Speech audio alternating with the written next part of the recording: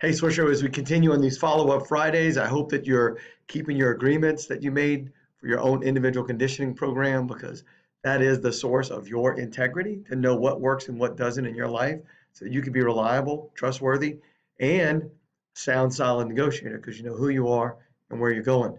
So you made those commitments, no matter what they are, they'll reveal something about you as a person, as a leader, and in relationship because everything that happens will reveal something about you. And if you'll just pay attention to it. So, how you do one thing is how you do all things. Maybe, maybe not. I'm not saying it's true.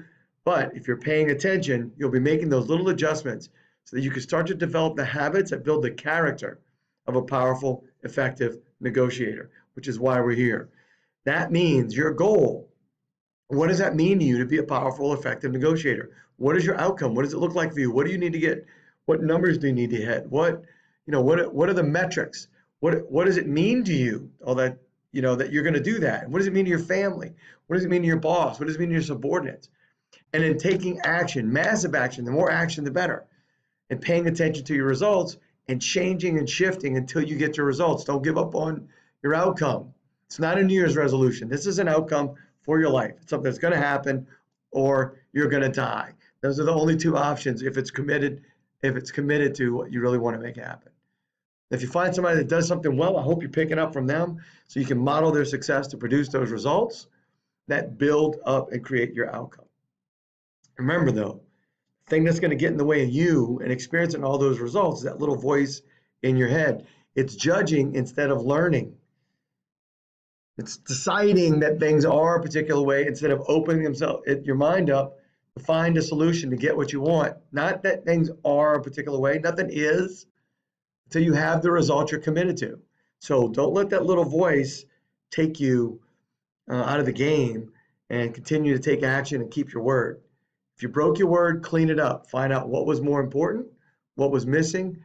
Just look around and see if you can find something that created that pattern that had you give up your most important asset in a negotiation. That is your credibility. So remember what you did with tic-tac-toe. We all have automatic responses.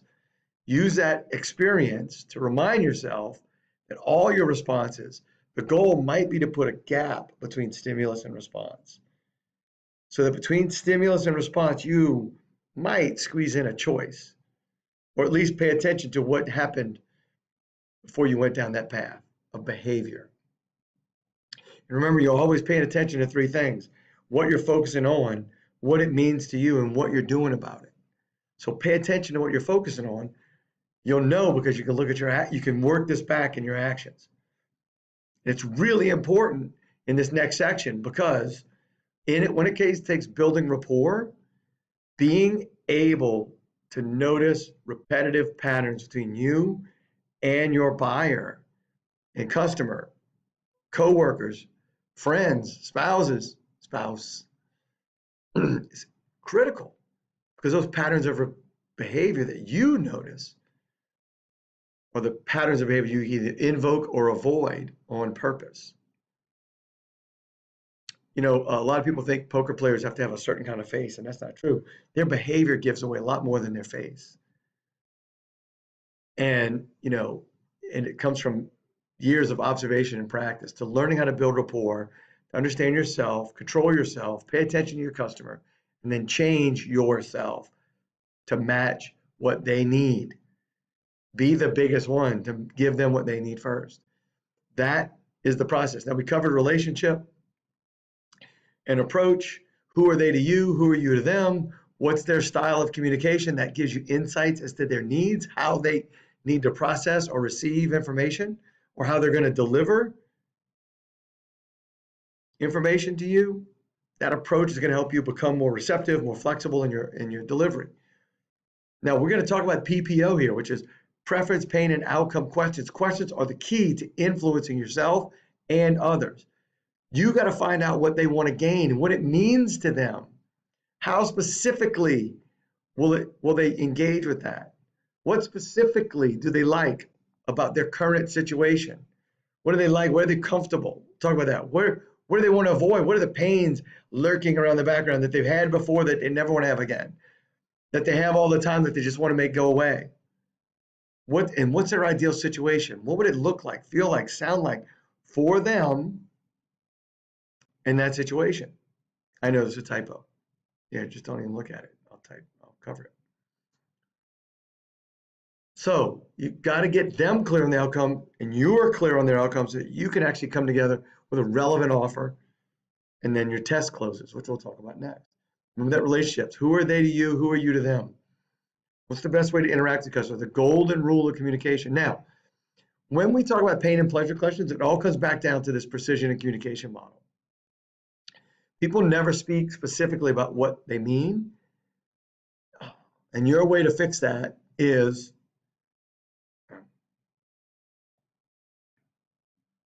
now the needs assessment. What do they need from you? What do you need from them? How do you get them to feel satisfied in the negotiation is a matter of the kinds of questions you ask your customer.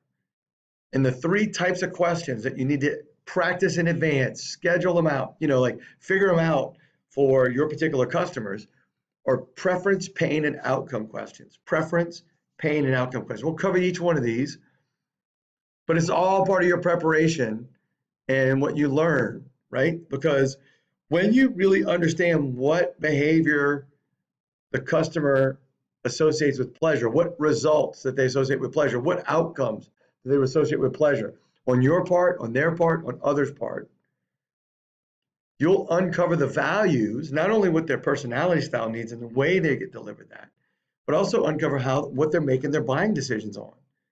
People move toward pleasure. Remember your Harrison negotiating results. All the things you scored high on, you like doing, you move toward. The higher the number, the more you'll move toward that behavior. Likely, same thing with pain. You'll exponentially do more to avoid pain. So he said, what do you like about your tobacco category? What would you like to improve? What do you like about your current contracts with the competitors? What do you like about our contract? What do you like about the way things are going? What do you like? What do you like? What do you like? What do you like about X? Really get them to experience the pleasure of that, like getting them associated. Feelings are the basis of influence and negotiation. So if they're associated to that pleasure, do you know where they want to go? Because they'll lean and go toward that direction. Now, just actually more powerful than that are going to be what type of pains they want to avoid.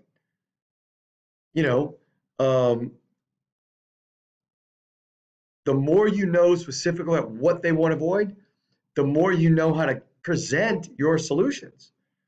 Listen, if somebody says, I want to avoid being uncomfortable, then you wouldn't say to them, okay, in order to have you avoid any discomfort, whoa, stop, time out. You just used 2 different words. You see, the whole purpose of these questions is to also pick up the words they're using. So you may not be able to empathize fully on what it is that pain word means to them, but you know this, you can mimic that word back to them. It's just like in pain. If somebody says, I want a magnificent house, don't show them one that's fabulous. If somebody says, I want something that's extraordinary, then make sure that you deliver in your presentation, your benefits, your reason to buy something extraordinary. And if they want to avoid something uncomfortable, make sure that you show them how this option would be very uncomfortable for you. Using the same words gives you an advantage. So sometimes the pain questions or conversation starters you want to know is, well, what are your favorite supplier? What would you change about them? And look, I know you know some of the stuff about the standard players and the usual suspects in your industry. I know you know those things, but are you paying attention and using it in the language that they're using it? Describe what you would change if you could wave a magic wand. Tell me about your greatest challenge. What frustrates you the most about that? What angers you the most? What do you wish would stop yesterday, if not today? And then ask them, listen, ask questions about their answer. Don't ask another question. Ask them to deepen the answer. Remember the shut up model? Stop talking, hear what they say, understand the words, take a breath, uncover hidden meanings, and then paraphrase back. So if I understand this correctly, man, if you could avoid having to reset this, do that, or you would find value in that. Then you can lean on to outcome questions, where you start building the model of your solution. You start building the feeling basket. You're creating the outcome, but here's the most important thing. You're making sure the notes you're taking, and the P and the O section of your page that you ought to have, is the words they use. What would an ideal situation look like? How would that feel? Would there be any sounds? Why am I using those words? Look, sound, feel.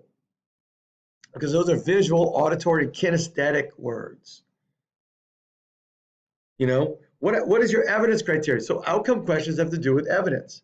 Remember during lunch, I'd ask, after lunch, I said, how was your lunch? And you said, great. And I said, how do you know? And you went, huh? I did that on purpose. Because if you don't know how your rules for satisfaction are designed, and you don't know how your customers' rules of satisfaction are designed, how are you going to fulfill on them? So what do you mean by that? How do you mean? How would that happen? What would have to happen specifically for that to happen? Anything else? Is there anybody who would be affected negatively if you got your outcome? Is there anybody who would be affected positively you didn't think might be if you got your outcome? Those are the kinds of questions you want to ask to make sure that you're getting the clear picture of their outcome. And remember, people never say what they mean right off the bat. That's why you have to ask another question about their answer. So remember that precision communication model. Use that to pull out those precise words that they're saying when they give you what you say and what they say, right? Is it too much? Is it too many? Is it too expensive? Or any type of comparator, you go, compared to what? It's a sum total number idea, right? Oh, that's X. That's 2 something. Compared to what? Something's only 2. There's got to be another thing for something to be more or less than the standard. There's got to be a standard. And verbs are, that's shady. How specifically is it shady? That's unethical. How specifically is unethical? That's crafty on your part. How do you mean? How specifically? Why am I using those words for nouns and verbs? Because people are talking in a construct word. You need to make sure that you know what that is specifically, because that's going to reveal their underlying motivating language. Universals are never universal. Never. Universals are always universal. Always? People never keep their word. Never? So you're challenging that without being impolite. You're going just in a shocked way. Is that really never? Never, ever, under any circumstances? Come on, it's got to be a circumstance. And then, you know, words of necessity, like I should not, I must, I can't. Those are where you're running into a closed mindset. So you now have to ask the question, well, okay, I get that you can't, but what would happen if you could? I'm not saying you can't, but I know you can't, but if you could, I just want to paint a picture and just kind of get an idea to see how far off we would be if we could do that. Or what would cause you to do that? Like, is there anything, I'm not saying anything would, but if something did, what would cause you to do it? What would it take to get your business today? Here's my pen, sir. What would it take to get your business today? Or what would prevent you from taking action today? What would prevent you from? I'm not saying anything is preventing you from, other than you said you can't. But what would really prevent you from doing it? Is that the only thing that will prevent you from doing it? It's getting clear, not being willing to settle for generalities in your own thoughts. That's not going to work for you. So again, remember, ask great clarifying questions. Get precision. Get those pain, pleasure, and outcome words, right, on the paper, so that when you're constructing your relevant solution, you can use those words appropriately. We'll talk about that in relevance. upcoming next. But I want to remind you something, right? If you're frustrated, angry, tired, resigned, so to speak, mentally checked out, look to see if you're asking a disempowering question. Remember, why questions more often than not point you to the past, which will give you reasons, but they don't help you produce results. And the only way to take and start producing the results you're committed to is to change those why questions to maybe a how do I question. Like, how do I talk to that customer? Why is that guy so frustrating to talk to? Or how do I talk to Mr. Smith so that I can feel empowered and we can move the agreement forward? That'll cause your brain to look for the future.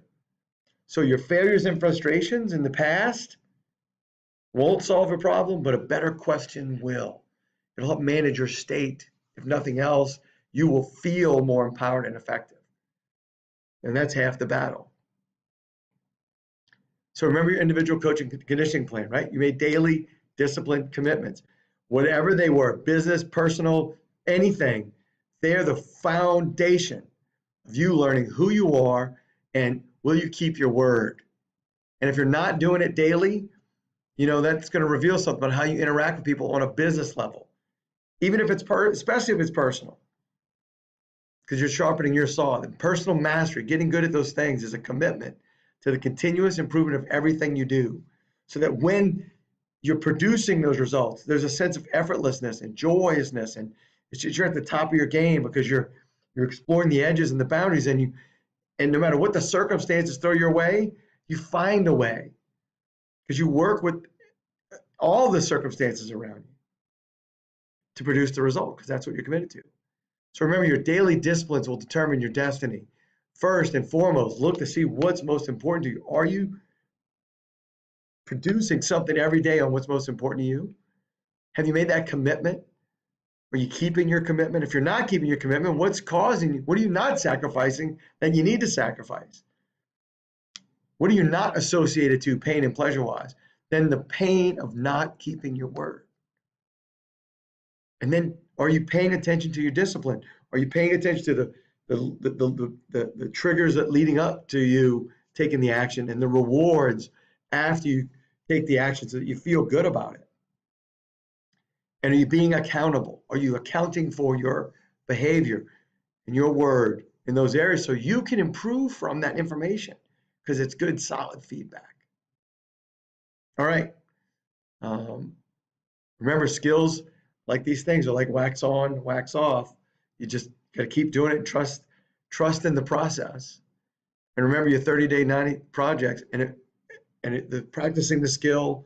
This is the monthly roundup session. Next week, we're going to do the monthly roundup where we'll talk about, do you need to make an adjustment some way? Did you learn something that was profound? Are you supporting your triad? Are you holding people accountable? And are you paying attention to the benefits and the progress that you're making? A lot of times we don't pay attention to the little steps, the little things that we've done. Look, in the last not even 2 weeks, I've changed my eating habits by not changing what I eat, but when I eat. And I'm already starting to notice a difference. And I just take it on in the first month that just engaging in the habit is the win. There's no other result, just doing the habit, doing the thing you said you would do.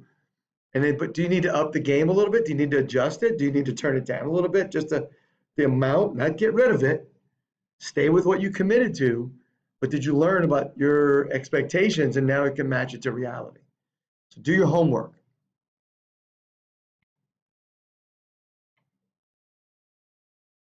Meet with your triad. Complete the ICP. Do it in we have 72 days left, somewhere around there. Thanks. Make it a great day.